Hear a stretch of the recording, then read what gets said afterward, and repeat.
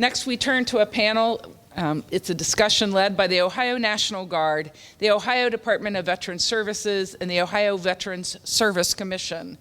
They focus on interlocking services that these organizations provide to active members of the Guard and veterans. This session is led by Buck Bramlish and Michael Magnuson. Director Bramlish assumed the role of Executive Director of the Franklin County Veterans Service Commission in February of 2016, and in this role, he's responsible for the Commission's operations, which annually serves approximately 5,000 veterans. As the Commission, they provide emergency financial aid and veterans benefit direct application support for more than 67,000 veterans living in Franklin County. The agency's mission is to assist veterans toward a sustainable solution and improve quality of life made possible by the collaboration and support of other organizations. Mr. Magnuson is an Air Force veteran and a public servant for 45 years. His tenure with the Ohio National Guard began in 2007. Prior to joining the Guard, he served as a department liaison for the Guard for both the Ohio Department of Education and the Ohio Department of Alcohol and Drug Addiction Services. Thank you, gentlemen, for being here. Thank you so much. Good to see you. Yes. Good to see you. Well, good morning. It is great to be here. I want to start, obviously, thanks to Justice Stratman and Justice Kennedy. It takes a lot of effort and to keep this going, and so thank you. I also want to thank everybody here. Everyone here has got to be in some kind of a position to help others. And in the world that we're in, and the folks that we're trying to help, often veterans that are in great distress, that's a very kind and a very trying at the same time environment to be in. So I thank you. You know, it is a great day. I appreciate the way we started. I was on time, you know, so I was like when I make it here on time. I've got a 150-pound dog, and usually he finds a way to slobber on me or get dog hair on me. He's a Mastiff. And so I dodged him. Of course, my wife had to take him out this morning in the rain, so I'm probably in trouble when I get home. Wireless mic. Yeah, if you know me, and a few of you do, give me a wireless mic. It's courageous. Villa Milano. You know, COVID has cost so much and so many small businesses, and this is a place that I have been so many times. I don't know, who's been here before? Would you raise your hand? So an awful lot of you. You know, military events, Valentine's Day events, Armed Forces Day events, winter dinner dances. You know, I was telling my wife where I was going, and she reminded me that she came to her prom here. And then for some reason she said, oh, by the way, my prom date reconnected with me on Facebook recently. I'm sorry, Meta. She reconnected with me on Meta, I guess their new name. And so this is a great place, and so I'm glad to see that it survived. I have a story I call 10-100. It's very short. But because we often are in this environment where we're helping folks that are in tough times, sometimes they're hard to help, sometimes it's their willingness, sometimes it's just the environment they've lived in. But our staff sometimes will talk about, you know, we've helped this veteran and they keep coming back and they don't do what we ask them to do, and they're taking advantage, you know, of the situation.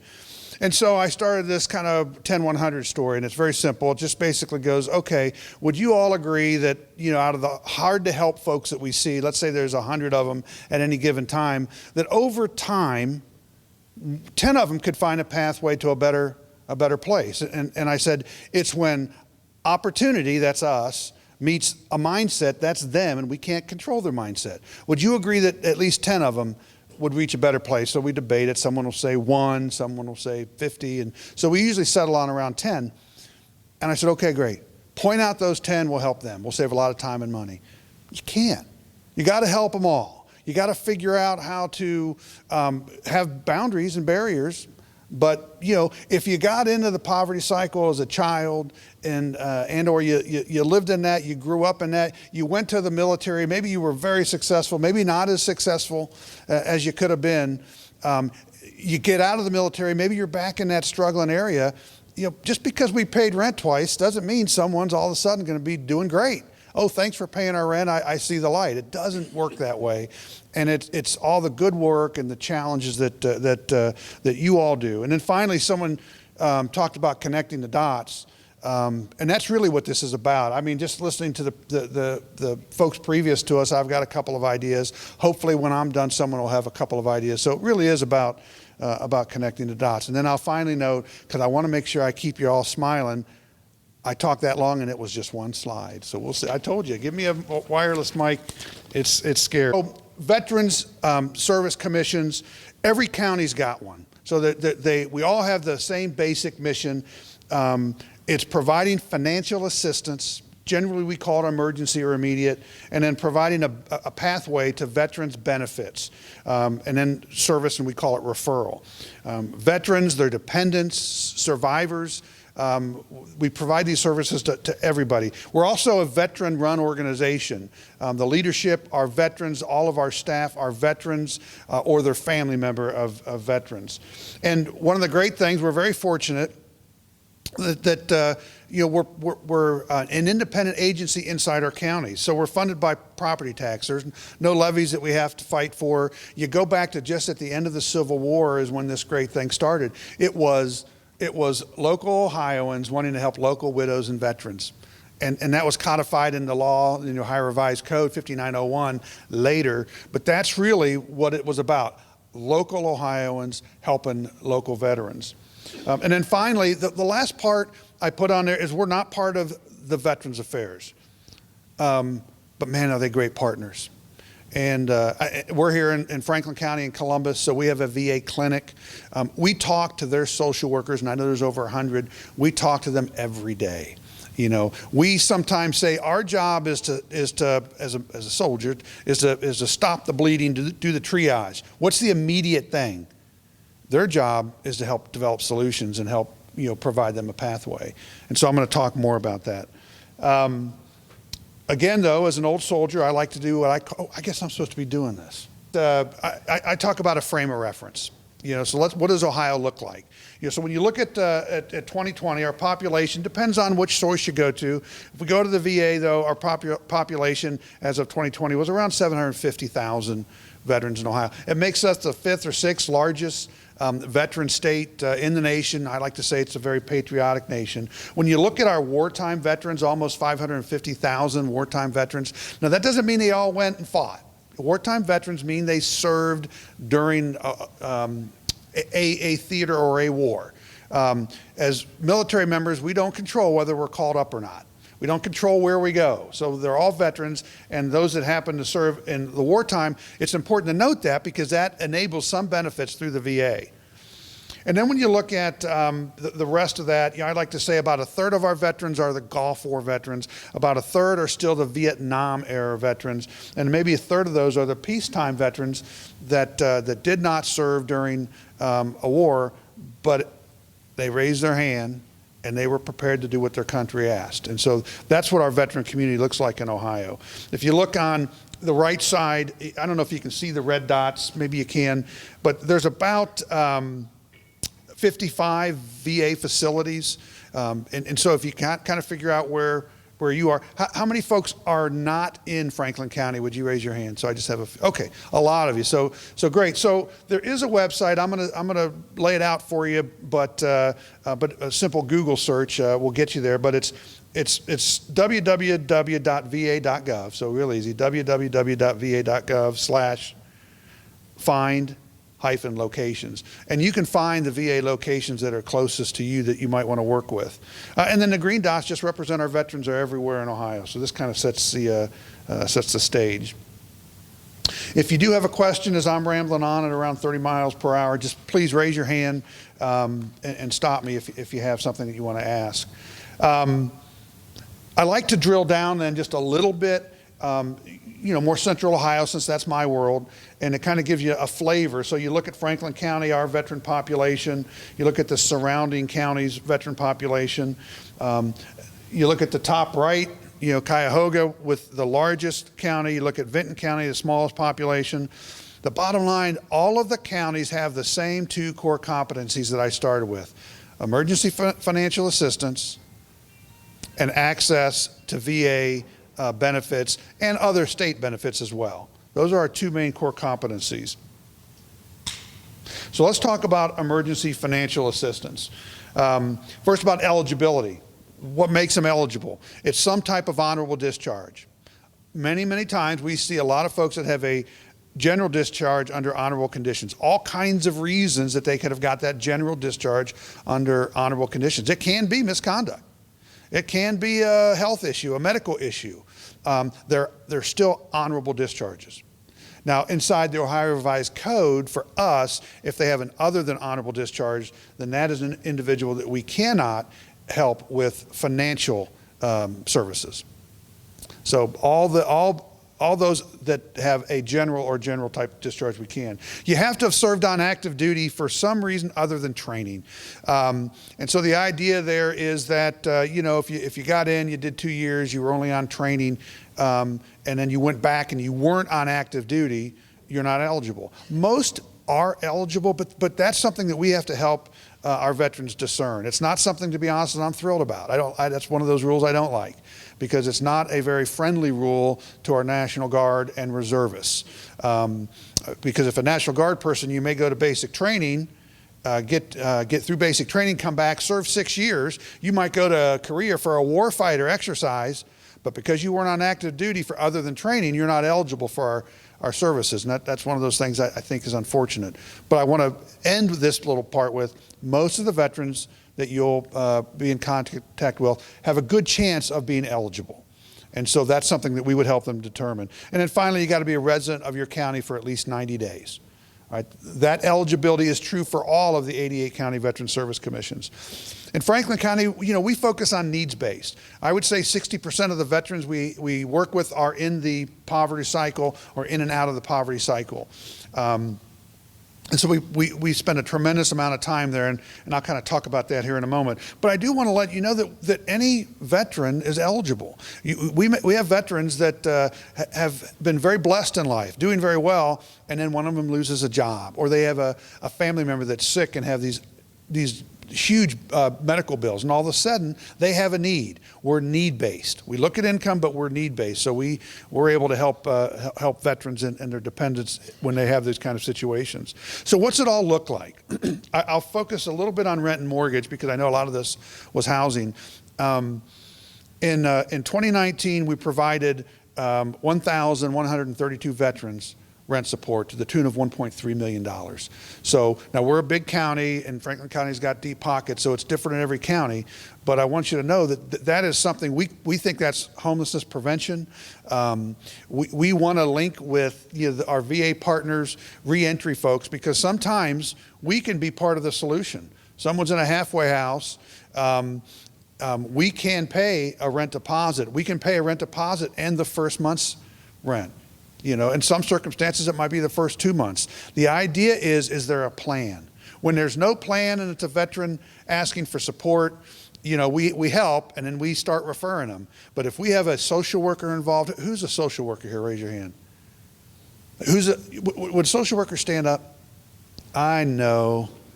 Everyone give them a round of applause, because I really... Thank you. I did not have this appreciation or understanding for social workers. I'm a 34-year veteran. I was blessed. I never really had to seek that kind of support. But what we've realized in our world is that while we have the money and we're able to make time and space by paying bills, it's the social workers that get in there and start charting a course forward, that start helping, with behaviors that are not helpful, that start, really supporting those veterans and frankly any citizen that is struggling. So with the rent and mortgage, we're looking for other ways to help. We mentioned, that one of the gentlemen mentioned credit issues. That's a real challenge sometimes when you're trying to trying to sign a lease. There are organizations, one of the ones we work with is St. Vincent de Paul. They'll sometimes help, and they try to build credit while they're helping. They'll help repay a loan, provide an avenue for a veteran to repay a payday loan. We haven't talked about rent, and that's an interesting concept, because what St. Vincent de Paul wants to do is they want people to build credit. and they're looking for ways to help veterans build credit. So we could be a support there. We also provide a ton of nutritional support. So in 2019, over 2,300 veterans we provided nutritional support, and it was about $800,000. Right now we use Aldi cards. You know, a single veteran that has the need can get a $400 Aldi card for us for a month. If they have a spouse, add another $200. If they have a child, add another $200. We know the importance of nutrition, and so these are the things that we try to do. So as you're trying to help people in and out, either into new living environments or new living conditions, keep in mind that these are resources that we have. We probably spend $300,000 or $400,000 a year on utilities. We provide car repair. Sometimes we'll make car payments. What we look at is how can we help this veteran get to a better place. Now when I first started and I did the math, 95% of the people that we were helping, we provided all or part of what they were asking, and I was real proud of that. I thought, boy, who has that statistic? And then we started thinking a little bit and said, are we enabling sometimes? You know, are there some times when we either should say no or we should be a little bit more stringent about referrals? So in the end, I'm going to show you our referral partnership, but I want you to know that if someone has an issue that's a temporary issue, we may pay rent and provide food vouchers. If someone has a long-term issue, one of the criteria to keep getting our help is going to be to participate in our referrals. And it's the VA social workers, Jobs and Family Service social workers, the Office on Aging in your particular counties. These are the heroes that we start relying on when we provide referrals. Medical transportation is another thing that we provide. In our county, some counties, most counties, in fact, they use vans. They have a really neat program, and they have vans that transport to various medical appointments. We use a taxi service because we have a lot of veterans. In 2019, we provided over 10,000 round trips to medical appointments. Let me talk about the VA. Is anybody from the Columbus VA here? Okay. Buck's opinion. Hopefully, I don't get in trouble for it. There are some veterans, and everyone's got an opinion. There are some veterans that say it's not fair we don't have a VA hospital in Columbus. We're a big area. We ought to have a VA hospital. And right now I'm not using VA healthcare, so I need to throw that in. So my view of this is working with the VA in Columbus. But here's what we do have. We got some of the best hospitals in the country. And so what happens when you go to the VA clinic and you need to get knee surgery? They send you to Ortho One, or if you've got cancer, they send you to James Cancer. And so in reality, the model that we have here in Central Ohio is a pretty good model. And so those medical transportations are, that service we provide gets them from their home back and forth to those appointments. Sometimes they're one a year, and sometimes they're one a week for a long time if there's some type of cancer treatment. The last little note I made here was on reentry again, because I think that's so important. We want the courts to know what we do. We want parole officers to know what we do. We want them to know that, if you've got a veteran that has need, that's going to be paroled, we have some resources for them. Let me go to the next slide. Forgive me.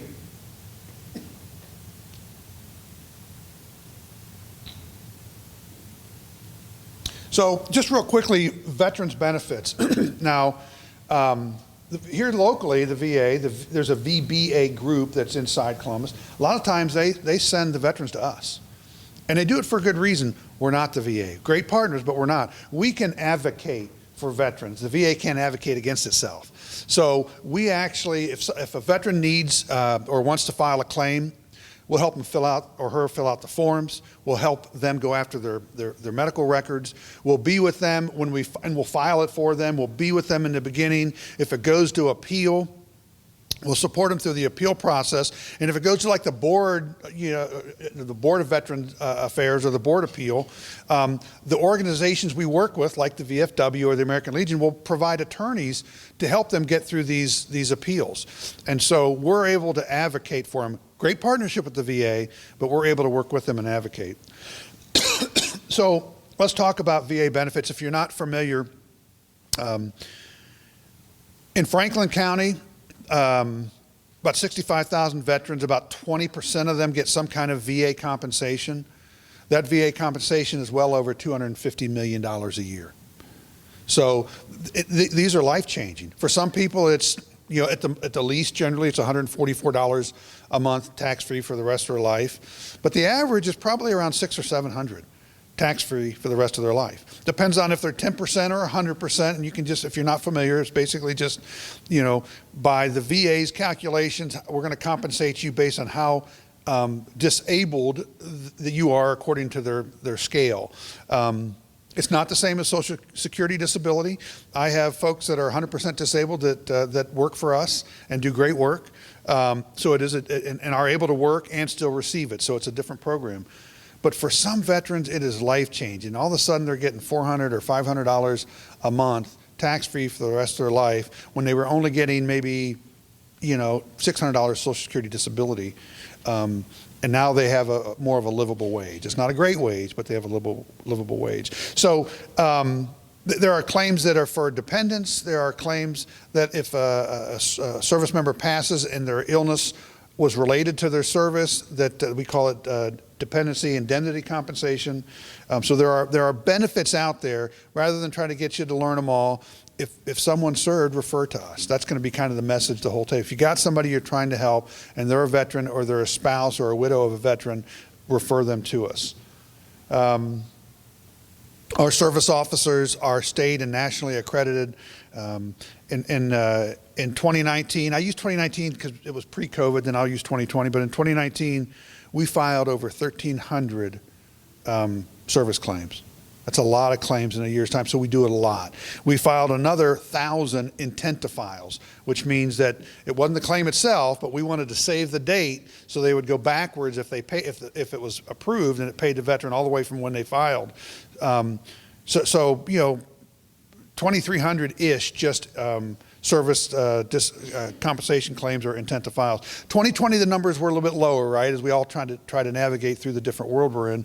But in 2020, we still filed 709 claims, and we still did over 500 intent to file. So, and every county does these same things for veterans.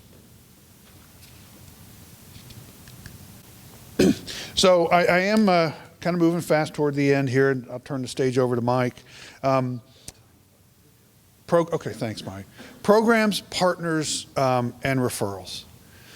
So again, we decided about 3 or 4 years ago that we needed to focus a little bit more on the long term. We needed to focus on sustained solutions. And it was hard, because you got veterans that come in and you want to help. I had a jobs and family service social worker that said to me one time, Buck, I don't know, sometimes, we hate to say it, but sometimes they need to go through the eviction process. And I said, wow. I mean, because you go through the eviction process, and what happens to suicidal ideation? It goes up. And so she wasn't wrong.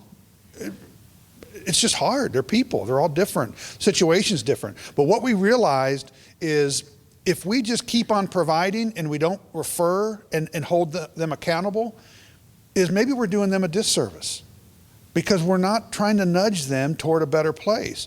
And if we provide that kind of support for months and then years, next thing you know, we've got veterans that are 55 or 65 and they've had nothing but part-time work, and we never put them in a position to try to make it better. We can't make it better for them, right? We can't take that upon ourselves. I learned that very quickly. You can't take it upon yourself for someone's success or someone's failures. All you can do is the best you can do.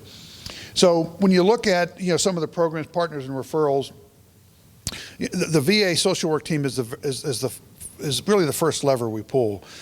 We've helped someone, it's their third time they're asking for rent. Their job search isn't going well. They kind of give us the runaround. And so we're okay. If we help you, you're going to connect. First of all, are they eligible for VA social workers? Sometimes they're not, and we have to use other partners. But if they are they eligible? We're going to connect you with the VA social worker, and you're going to go to Ohio Means Jobs. And you're going to fill out, you're going to go and work with them. We don't want to try to find jobs, right? That's not our expertise. But we just nudge and push them towards these partners. Again, it's when opportunity meets the right mindset. And they own the right mindset. All we can do is keep putting that opportunity out there. Lutheran Social Services, Faith Mission, all these different organizations we try to work with as we try to help veterans navigate toward a better place. So if you work with us, all I can tell you is, we'll be able to, we call it make time and space. We'll be able to, in most cases, provide for a rent or maybe help with a car repair, and make time and space for solutions. And again, the solutions are often some of these partners that we've listed here. I want to talk real quickly about Veterans Court. We've got a great Veterans Court in Franklin County. We just changed over. Judge Barrows, who is a veteran, was the judge for quite a while. It was very fun to watch him in action.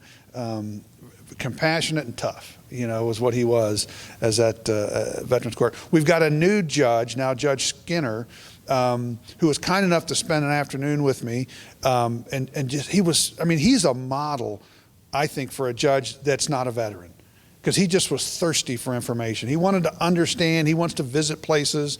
You could see the commitment he has to Veterans Court and carrying on the great things that Judge Barrows did. We might have 18 to 30 folks involved in Veterans Court at any one time. Are most of you familiar with Veterans Court? Okay. Eviction court, Franklin County, I think, has the highest, pre-COVID had the highest eviction court numbers. So we try to work with eviction court, legal aid, jobs and family services. It's a group of us. Oh, there's an organization called Community Mediations that does a terrific job trying to work with landlords and trying to find a middle ground to keep this person from getting evicted. And what's our role? We sweep in and say, okay, mediate it, and legal aid helps. We can pay the bill. That's what we can pay the bill for 2 months, as long as they're part of a solution. And that's what we try to do for eviction court. We started we're part of a start of a veterans jail pod, and in Franklin County, as their new jail opens, it's a pod-centric jail system. But the idea is, we had a veteran service officer that went there once a week, and we could actually start claims while we were there. We could support them while they were in that pod, and we can't wait for the new jail to open and COVID to be in the rearview mirror so that we can kind of get back to that important business. Finally, on this slide, I did put a link at the bottom so that if you're not a Franklin County person, you click on that link. If you downloaded the slides, it will get you to the Veteran Service Commission that's in your county. So this kind of wraps it up. We talked about federal benefits. We talked a little bit about state benefits. I'm not going to talk about it much because they're really Ohio Department of Veteran Services benefits, and I'm sure that they'll touch on it. There's some great benefits. We just help veterans fill out the forms, and so, but there are state benefits that are great. There's some state veterans homes, and I think some really great things inside Ohio, but we'll leave that to ODVS. I've talked about emergency financial assistance. I talked about transportation. Let me just throw out one that I like to talk about: dental. Most veterans aren't eligible for dental at the VA. The VA got a great dental clinic, but most of us aren't eligible for it. And so we have these programs, and they're based on a federal poverty level. So if you're at 250% poverty level, which is pretty generous, if that's a single person, that's $29,000 a year. You could earn $29,000 a year. If you're at that level, and then of course you're a resident and a veteran, you and or your spouse can come to us, and we'll provide dental support up to and including complete dentures, uppers and lowers. We've done it. Some veterans might have medical issues, and they have to go to a hospital to get those kind of dental cares. Sometimes it's $8,000-$10,000. We provide that probably a couple of times a year when the situation merits. So I know other counties do some things like that. Again, we're blessed in Franklin County, but dental is not just a quality of life thing. It's just it's a health thing. And so I wanted to mention the dental care. So then again, on the right-hand side, it gets back to just our goal. It's quality of life. We're trying to get them to a better spot. So in the end here, I've got our information up there. I'll talk just a minute about the Veterans Crisis Line. I do not have conversations anymore without mentioning the Veterans Crisis Line. Veteran suicide started to go up again. The Army National Guard numbers have started to tick up again, and they've been unacceptable. And of course, any suicide rate is unacceptable. But it's a very scary thing. Having, probably most of us have been around it, been part of it.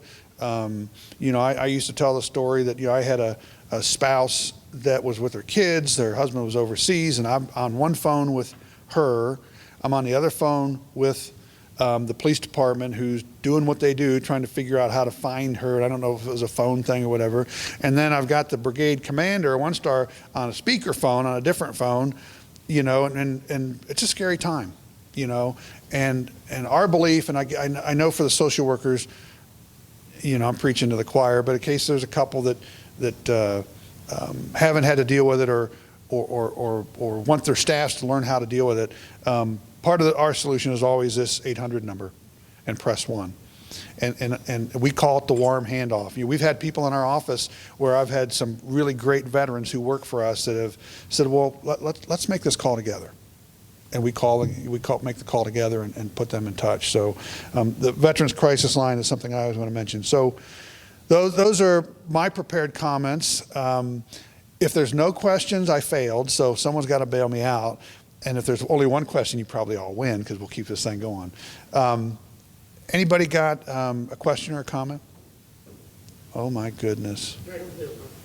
Thank you so much. Matt Zelnick is my assistant, and he was supposed to raise his hand if nobody else did. Yes, ma'am. I'm a fellow Air Force vet, so I have to bail you out. That's all I can say.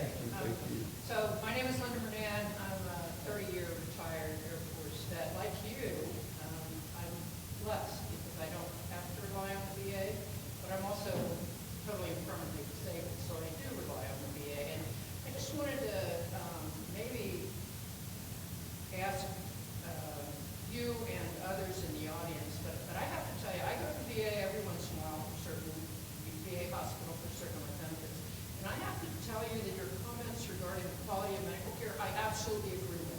If you're going to the James Cancer Center for cancer treatment, it's extraordinary, and you get much better care.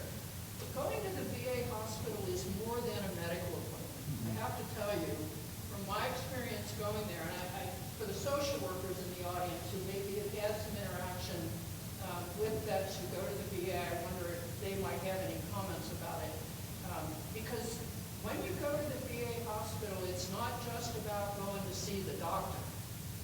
It's about going there to be with the people you serve with.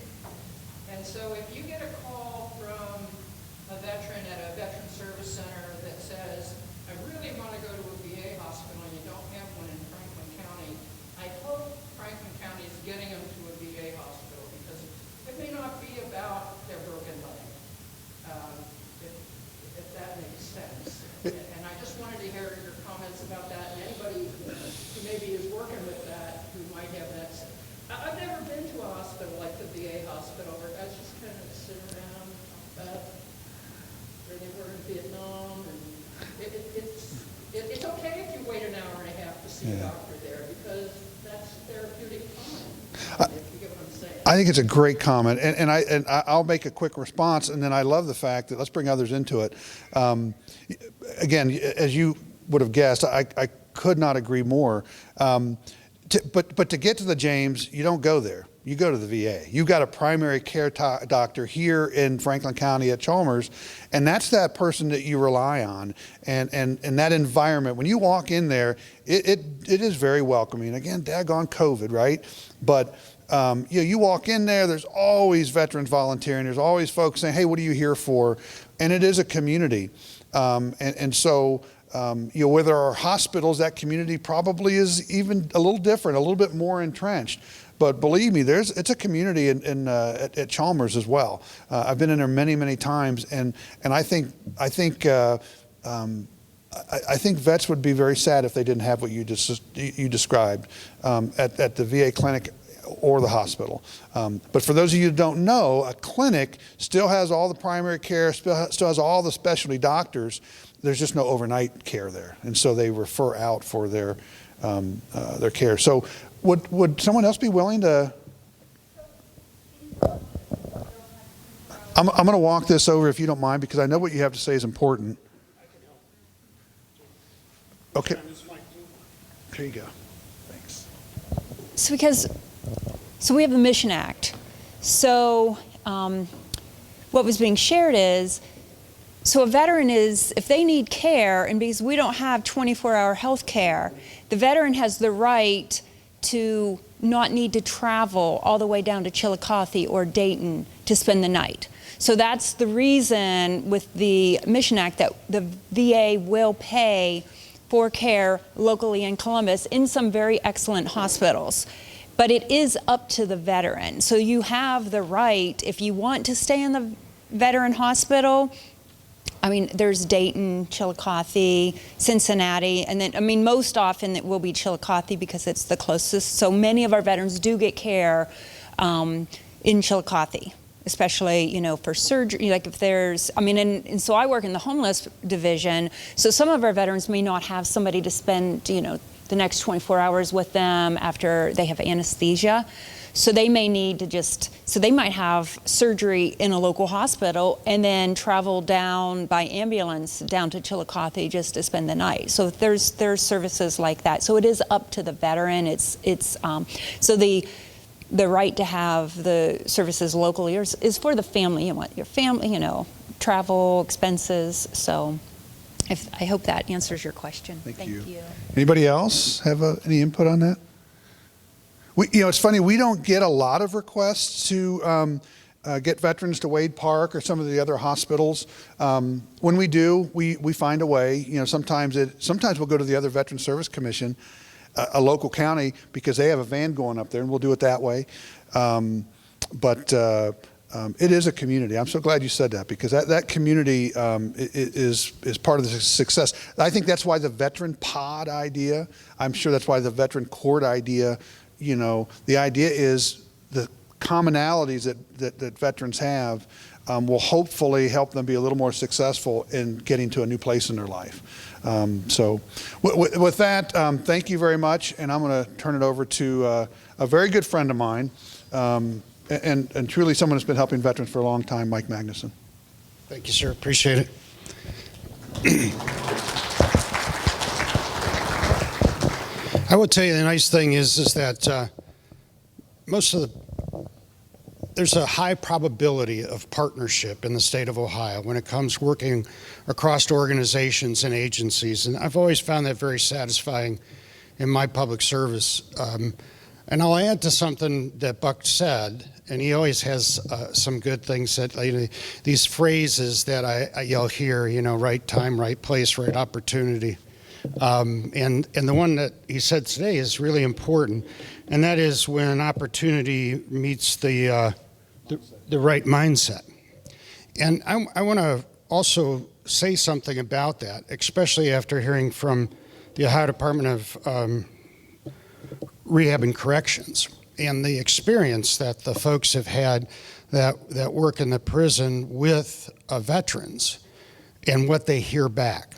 And that is, you're the first person to answer my phone call. You're the first person to answer my email. I would tell you that even happens inside the Ohio Army National Guard.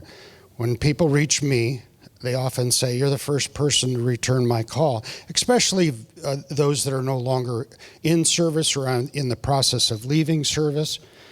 And so what I would say, and I know Buck would agree with this completely, is the right mindset needs to exist on both sides.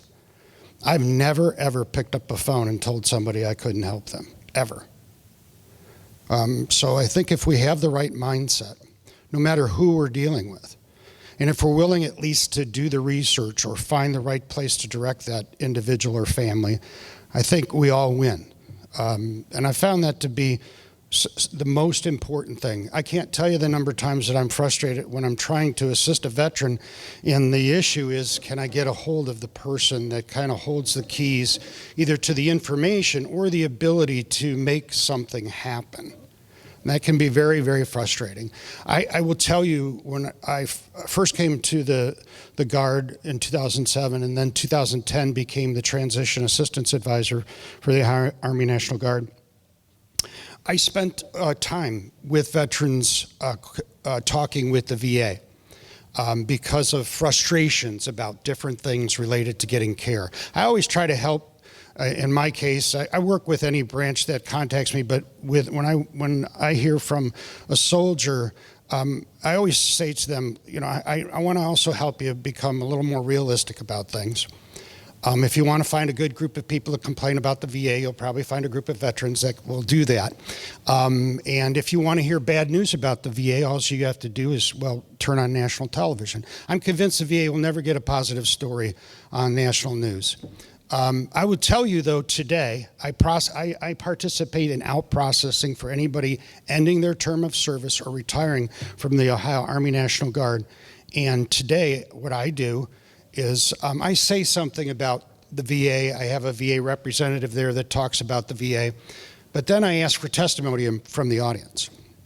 And 90+%, I would say 9 out of 10 times, and almost always, so we do this every month, 2 days in a row, out process folks, testimony comes from soldiers.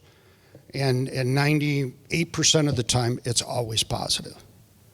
Because folks, I don't know if you know, but when the VA provides services, they open up what they call the medical benefits package. And they offer them all kinds of things, not just for their service-connected illness, injury, or disease. That's how they're referred to by the VA. The other thing I want to mention, too, for those of you that are working with veterans that maybe did not serve on active duty, I don't know what the percentage is. I wrote it down to make sure I look it up. But I will tell you that there is a high percentage of people that receive VA health care and compensation for injuries that occurred as part of their training. Military service is hard on the body. And so you'll find that a lot of people go to the VA for skeletal, muscular, orthopedic kinds of conditions. And that's really important to know because I think there's a public mindset out there that thinks that everybody that goes to the VA has post-traumatic stress disorder. And well, you know, you're 20 years at war, you're going to increase the likelihood of those kinds of things. But the reality is they go for all the things that you and I go to our doctors and dentists and so forth for is care. You know, just the impacts of life that influence your health or your mental health. The nice thing that's happening too over time is we're starting to see health, not just from a physical perspective, but seeing it from a psychological or a mental health perspective, from a spiritual perspective, and all those things are very important. So that's my side note, just listening to Buck talk, and I worked for Buck for several years, and one of the things I'll show you today is something he created, which is still being produced today, so almost 15 years later, still being produced today every year. And it's the responsibility of the Guard. So we're talking about people in uniform. How many active duty bases are in Ohio? It's right, there's one. And if you count the Coast Guard, which serves under a different branch of government, there's two. You know, one Coast Guard in Cleveland, and then Wright-Patterson Air Force Base.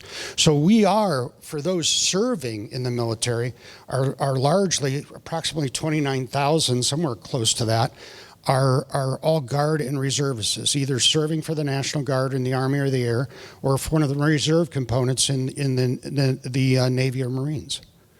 And that's unusual. And by the way, their leadership in the reserve component is active duty folks who are assigned to Ohio and are here about 2 years and then they're gone. So sometimes when you're interacting with those in uniform, you might find you're like, oh, I'll just call so-and-so. Well, that person's gone now. So every 2 years you're going through this cycle of rebuilding these relationships. And relationships are key. My personal motto throughout my public service is see opportunities, focus on solutions, and always act with those you serve in mind. And I would invite you, even if you're not a public servant, if you have that right mindset, it's pretty major things can happen. And by building trusting relationships, something Buck and I have talked about a lot, because it really does come down to relationships, doesn't it? And when you do that, I think we can best serve our veterans. So what I'm going to share with you is really This, matter of fact, Kathleen, I apologize, and thank you, Justice Stratton and Justice Kennedy, for inviting us here today. But I gave her one thing that I was going to do, and I was going to hand it out, but it was last year's product. And yesterday, this year's product shows up in my email. It's not printed yet, so I send her even slides. When I told her I'm not going to use slides, I'll just do this handout, and I'll talk from the handout. Well, all that changed yesterday late afternoon, so I apologize for that. But this product is available to you online as part of your participation. So you'll have the newest, latest, greatest that isn't even been distributed yet. It will get sent to every home of our Army National Guard folks. That's not an exclusion of Air National Guard. We tried for many years to try to create this kind of purple experience, we called it. But we operate very differently. So you can see on this first slide here that there are 6 major subordinate commands under the Army, 6 brigades, and then on the wing side there are 4 wings. And the wings really are really under the direct authority of the Air Force, because they have Air Force assets that need to be available to Mother Air Force, so to speak. Whereas on the Army side, we have brigades with about 40 units all spread out across the state of Ohio. So our function is unusual and also sometimes pretty difficult. 80% of the force has full-time civilian jobs. Only 20%, or even maybe less than 20%, but it's around there, are full-time active duty folks that are there to be that full-time force that manages the administrative needs of the entire force. And as you know and have witnessed over the past 20 years, is the National Guard has become a part of the operational force, meaning augmenting the active component. We have National Guard soldiers and airmen all over the world on all kinds of different supportive missions. A very different way of life for those reservists who once, one weekend a month, 2 weeks in the summer, it doesn't work like that much anymore, which has been difficult on employers, which can compound problems for service members. Ohio employers have been amazing over the past 20 years. But I do tell people when they're out processing, you've now just become very attractive to employers because you no longer have a military commitment that's going to pull you away from the job. But so what I want to share with you is the way we deal with issues like preventing and I'm going to use the word prevention and intervention, homelessness or unemployment, is kind of by creating those wraparound services, largely led in the Army side by the Office of Family Readiness and Warrior Support. On the wing side, they have full-time wing airmen and family readiness program managers. But I'll share with a number here for you that if you remember this or keep this file, you can always call those numbers provided on the Army side, and they'll get you connected with the Air side if you're working with a service member from the Air Force or the Army, or it's someone from another service component and you're just trying to get the dots connected. Somebody said about connecting the dots. I think it was Justice Stratton. And yes, it is about connecting those dots and building those trusting relationships that can provide the appropriate intervention, or in our case, prevention, in order to ensure readiness and retention of our service members. So that gives you the idea of what the Guard makeup is. It's around 16,000 service members. And oh, by the way, so how many people that enter the Army National Guard make a career in the National Guard? It's actually only 14%. 86% will serve their country and move on. And that's important to know.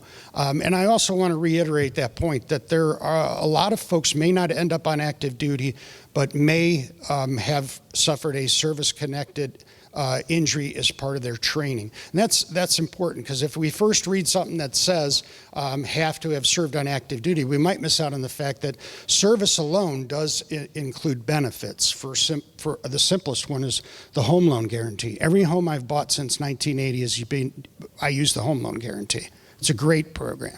The other thing you get as a benefit that comes to you is the Veterans Group Life Insurance. Without any active duty service, those two things come to our folks. But now that we're being used in all kinds of other conditions, eligibility requirements are changing as well. So this resource guide is sent out every year to family members, and what it essentially does is reinvigorate and make them aware again about all the services that are available to them. If anything, these services are underutilized, and it's because of human nature. When do people come to you? When their pants are on fire, right? It's just human nature. And, you know, I'll have soldiers say, I never heard about that. I said, well, actually, you've probably heard about it 10 times, but those 10 other times it wasn't of concern to you or didn't have a direct impact on what you were currently experiencing, so you probably didn't pay that much attention to it, or you just saw it as information that was important but didn't have to be retained. So this message comes from Brigadier General Moore. He's the Adjutant General for Army. And basically, he's encouraging the force. And when I say the force, I'm talking about service members, soldiers, and their family members, loved ones.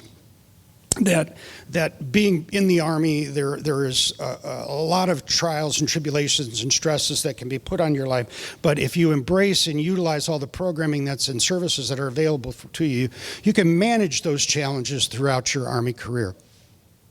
And so even in that part, he's talking about holistic health. He's speaking now, which is unusual on the military side of things. It's not that it just started now. It's this discussion about taking care of the mental part of your life, your mental health or your spiritual health or your resiliency has been part of the force for some time now. But it's like anything.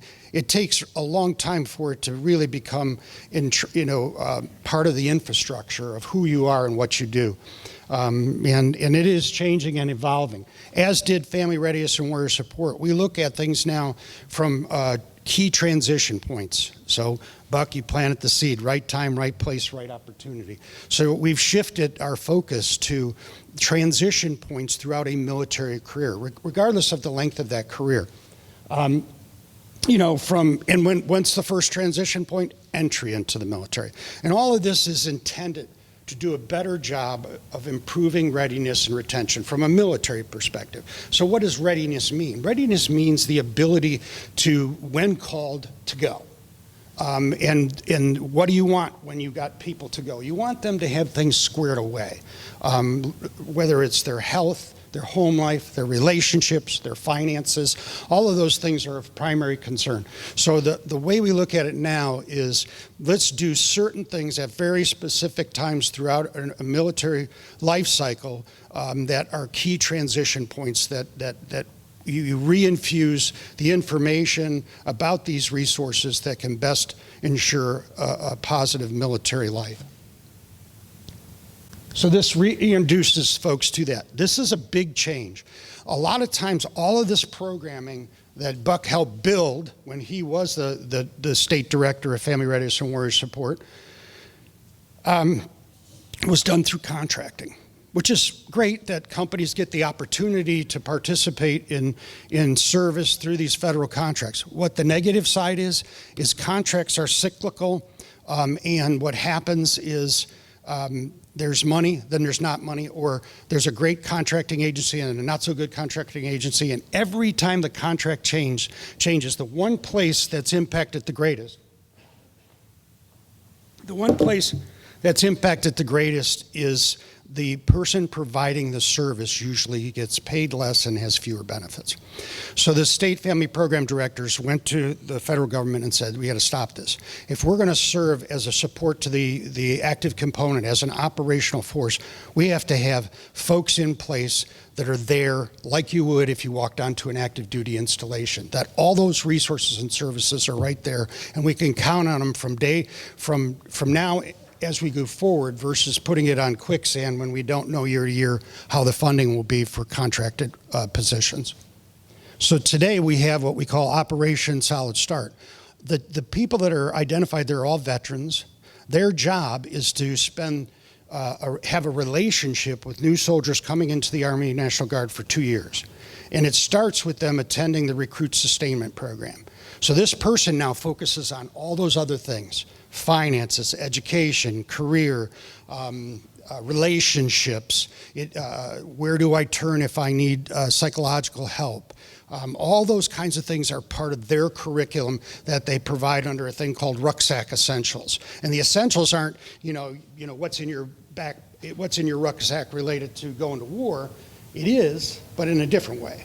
It's about, having your finances squared away, having a solid relationship with your employer, and your career is on the right track, and the relationships at home are solid so that you can manage the stress together as a family. So our director calls this our guidance counselors. So if you think about them like that, they're really focused with these brand new soldiers that come in as early as 17, and they're going to see them in person while they're in the recruit sustainment program, and the goal is to get them through basic training and their technical training school, and then stay with them for another year once they're assigned to their unit.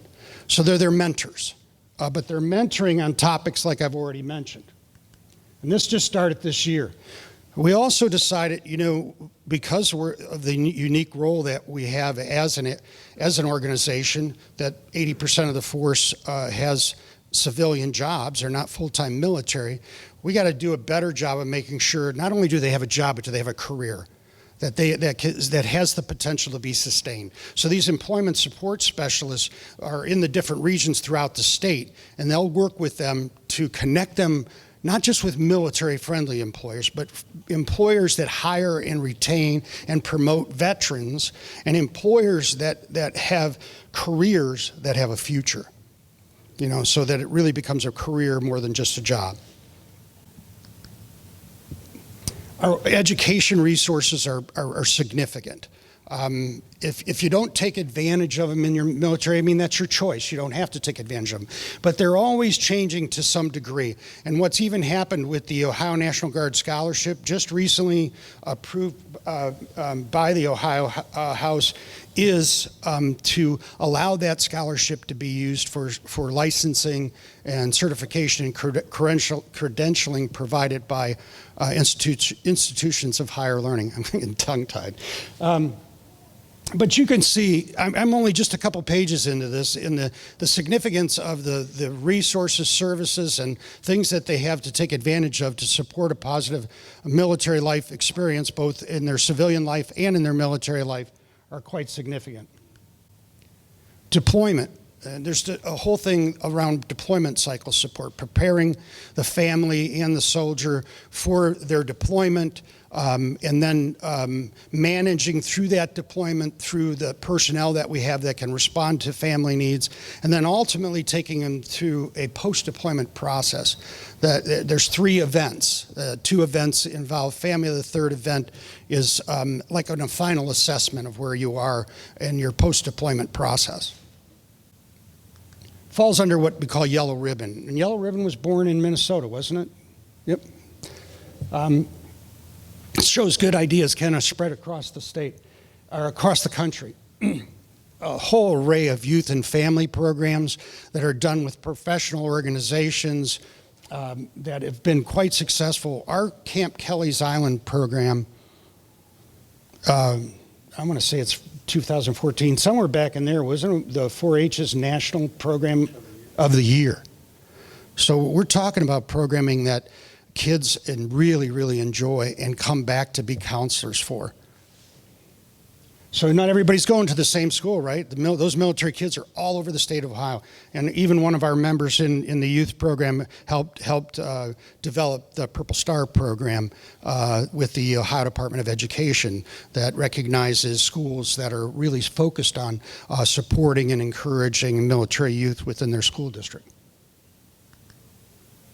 Financial readiness. This is something I saw early on in like 2007, and it seemed the Navy was really focused in that area. I think they even provided the presentation on it. Now it's become force-wide. We're across all branches of service where there's a new focus on this whole idea of financial readiness and programming throughout your military career. And today, we have, in the state of Ohio, when all the positions are filled, we have 9 personal financial counselors that serve those folks in uniform.